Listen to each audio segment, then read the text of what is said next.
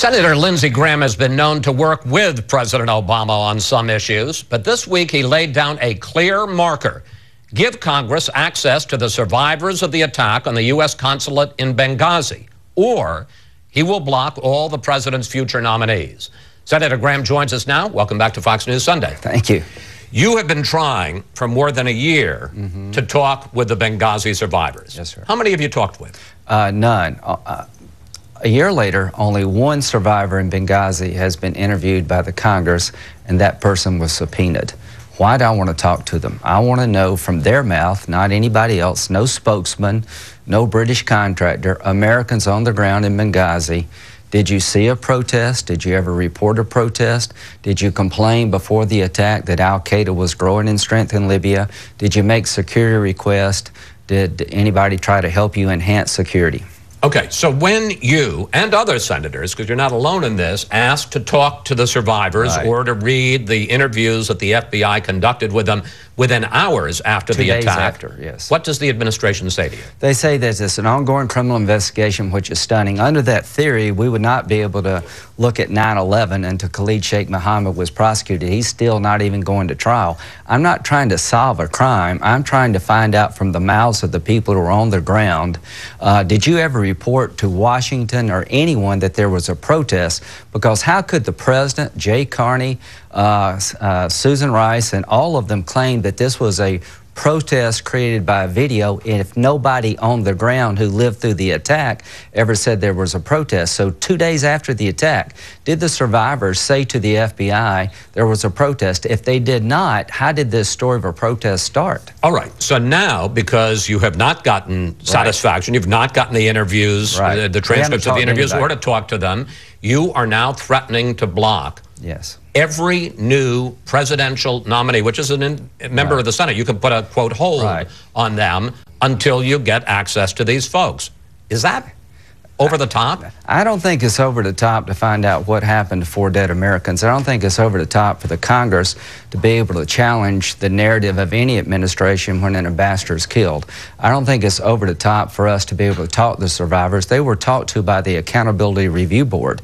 The State Department picked a team to look into what happened at Benghazi. They interviewed these survivors to tell us, as a member of Congress who has to explain to the families, are they being straight and honest with you from the Obama administration? It's not too over the top. I shouldn't have to do this. I shouldn't have to make these kind of threats. They should provide in a responsible way those who live through Benghazi to be interviewed separate and apart from the Obama administration to find out exactly what happened before, during, and after. And I am so sad to say to the families, this is the anniversary of the election. A year later, the Congress really doesn't know anything about what happened in Benghazi from those who lived through it. All right, fine. We are talking about someone like Jay Johnson, who is the president's nominee to be the new Secretary of Homeland Security. Or, as you can see, Janet Yellen, the new chair of the Federal Reserve. Big jobs. Question: how long are you prepared to hold up their nominations and everyone else's, people who are going to be doing and need to do important work for the country? The only way this will work is if my Republican colleagues get behind me and say to my Democratic friends in the Senate and the administration, we support Lindsey's request to be able to talk to the survivors independent of the administration, to look at the evidence, to find out exactly what happened in Benghazi before, during, and after. How did the Secretary of Defense know about a cable coming out of Benghazi in August from our ambassador to Washington State Department saying we can't defend this place against a coordinated al-Qaeda attack, and al-Qaeda flags are flying everywhere? How could the Secretary of Defense know that, not Secretary of State? So here's the way this will work. I'm hoping that they will relent and allow us to interview the survivors, appropriate congressional committees. If they don't? Well, then I will ask my Republican colleagues and Democratic colleagues, stand up to the Obama administration. Don't let them get away with this. Can you imagine if this was George W. Bush and he told the Congress after 9/11, you can't talk to anybody because there's a potential criminal investigation. We're not going to investigate how 9/11 became the failure that it was. Okay, 60 Minutes ran a story last Sunday in which they talked to the British supervisor of local Libyan security around the consulate before the attack. Here's a clip of that story. Because I was saying these guys are no good, you need to get them out of here. You also kept saying if this place is attacked, these guys are not going to stand and fight. Yeah, I used to say it all the time. In the end, I got quite bored of hearing my own voice saying it.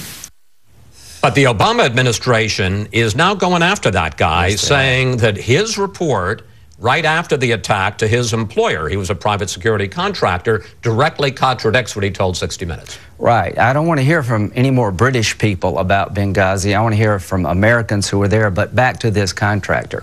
They claim that in an incident report that he apparently did not sign, that he never went back to the compound and never went to the hospital, as he claims in his book, to find Ambassador Stevens. But what they're not telling you, that he was interviewed by the FBI the next day and twice, 3 or 4 days later.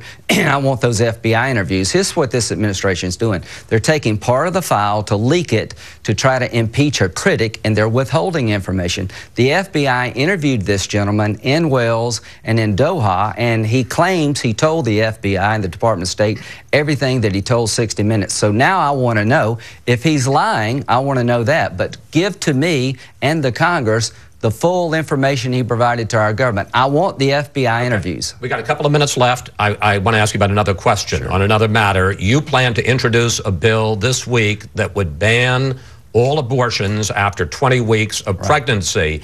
But even some other pro-life advocates have backed off this because they worry that it's not constitutional, noting that the Supreme Court protects a woman's right to abortion until a fetus is viable at 24 weeks. You're talking 20 weeks. Yeah, at 20 weeks you feel pain. At 20 weeks, if they do surgery on a 20-week fetus, they provide anesthesia to the fetus because the fetus can feel pain. We're trying to make the following argument at the Supreme Court. The state, the government, has a legitimate interest to protect the child at the 20-week period of development because they can feel pain. And that's what a rational, humane society should do. Protect a child that can feel pain from an abortion unless there's the life of the mother, rape, or incest involved. Now, some of your critics in South Carolina say, hey, look, Graham is up for re-election in 2014. He's worried about a Tea Party challenger, and you have ticked off a lot of conservatives with votes on immigration reform to confirm liberal Supreme Court justices. This is your way to get back in their good graces. I've been a pro-life, a member of Congress since day one. I was the author of the Unborn Victims of Violence Act that we passed several years ago, making it a crime to attack a woman, and if she loses her baby, you can be charged with 2 crimes, not 1. Crime against the mother and the unborn child. My record on being a pro-life senator, member of Congress, is clear. I'm proud to lead this charge. This is a debate worthy of a great democracy.